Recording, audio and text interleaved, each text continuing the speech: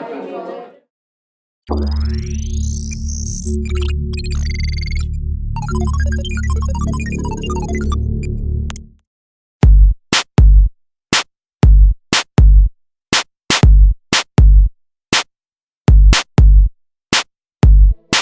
done a number of things in my life.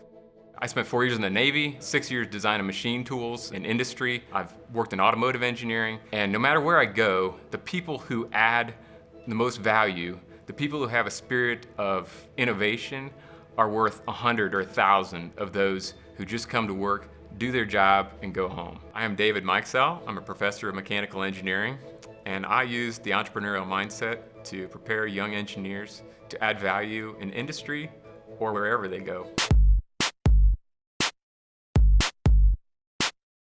I'm Erin Gibbenmeyer, and I am a lecturer in chemical engineering, and I'm developing entrepreneurial mindset through interdisciplinary teaching.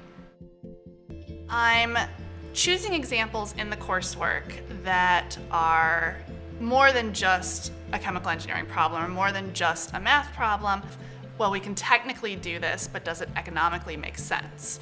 Or what are the effects on the environment or society? When I was looking up, it was the first time in a long time I'd seen the night sky. And I asked myself, why can't I see this back home? And then almost immediately I knew it was because of civil engineering infrastructure. So the response, it made sense to come from a civil engineer to begin to get involved at offsetting some of the consequences of light pollution by doing research that explores it more. My name is Brian Bollinger, and I'm applying entrepreneurially minded learning and research.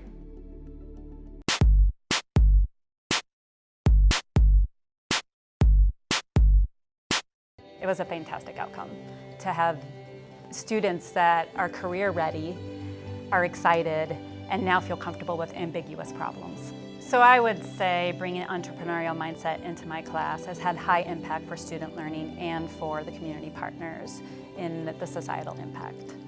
Once they understand what this is, I have found them uniformly to jump on board and say, yes, that is important to us. Not only is it important to us, it is important for your graduates to have this background, this understanding.